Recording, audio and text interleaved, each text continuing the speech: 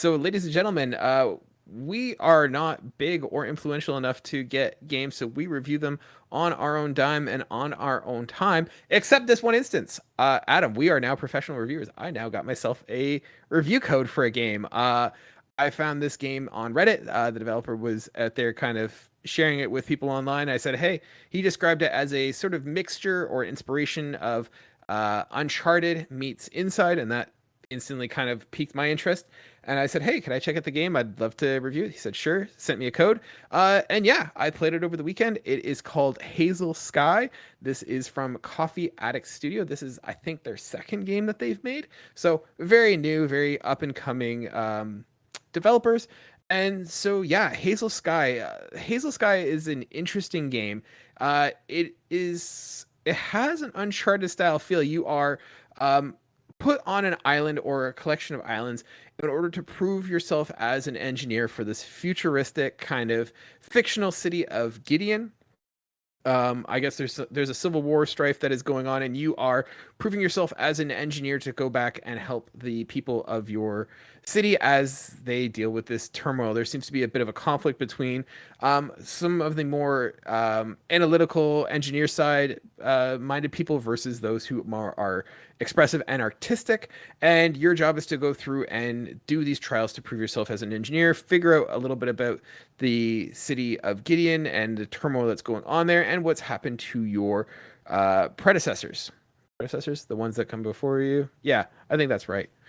So all in all, this game is interesting. It has some great things going for it. It's got some drawbacks to it as well. First off, I really liked the animation for the most part. I thought the world design and the artistic style was really neat. It sort of had a little bit of a cartoonish but realistic kind of look, a very unique art style. Kind of reminded me a little bit of Borderlands in a way, not fully cel shaded, but it kind of a neat look that way, kind of that how you would imagine something looks. It's not going for ultra realism, but it's how you would imagine something would It look, and it definitely looks has really that like good. indie 3D style to it. Right. And I give it credit for the fact that, it's an indie game that isn't going for that 2D flat pixel art. So they good on them. I find that really refreshing.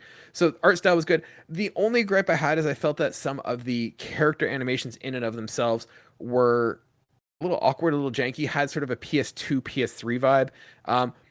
That was just the characters, though, the character models. But from a world side, it looked amazing. I thought the puzzles were really cool and really fun. I enjoyed doing the puzzles. It did not take long to get through the game. Nothing was super difficult. There was a couple times I just had to backtrack, figure out how to do things. But for the most part, nothing was obtuse, nothing was unforgiving. But a couple times, once or twice, I had a challenge of what I had to do. So really cool from that perspective. Gameplay wise, it's a pretty chill game. There's no fighting, there's no shooting, there's no killing. It is basically you going and exploring these islands to find what you're looking for to repair your ships as sort of tests that are left for you to do. Um, Traversing is kind of neat. You're doing a lot of the swinging, like Uncharted, a lot of the climbing. I felt that the camera sometimes was a little bit janky. I didn't have a lot of bugs, nothing that was, groundbreaking, or nothing that was game breaking. But I felt that sometimes I was battling the controllers, the cameras. There's some weird control decisions that were made. So like to hold on to anything, you had to press R2, and I felt that was kind of like I wish it was more of a toggle switch, so it wasn't like I had to hold R2 every time I was using stuff. So the controls were a little wonky, but once again, nothing game breaking, and nothing that was a complete detraction from it. Um, Going into the sound was great. I love the soundtrack. They have like a little guitar mini game, kind of like The Last of Us, which was really neat. You could go in and play, and they have a bunch of like songs that you could go out and play as well with like the chord strumming patterns and stuff.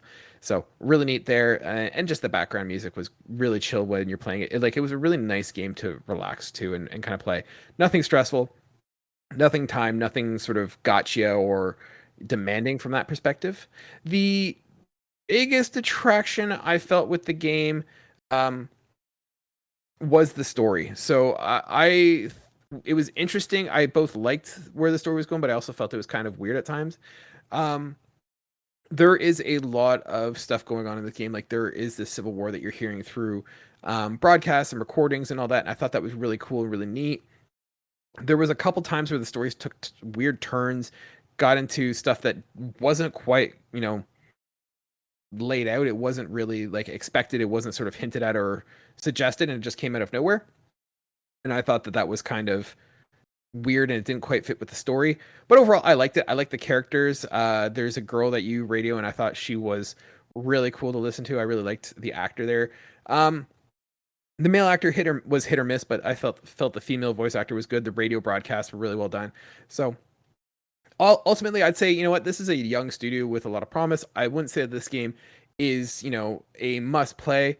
I think that if you're looking for something that has a chill, Uncharted style vibe, you're looking for some fun puzzles, but you're not super keen on the story, I think this would definitely be a good one to take a look at. I'd probably give this on our scale probably a 3. I think there's some things that hold it back from being an absolutely great game, but I think there's some stuff that's worth looking into. And surely, as like a new developer, these guys are kind of, you know, still figuring stuff out. But I think they are good at what, like, they've got some good talent there, and I think that there's some definite room for improvement.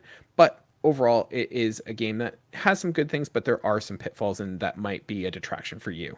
So yeah, I'd give that a 3 out of 6 for us. Yeah.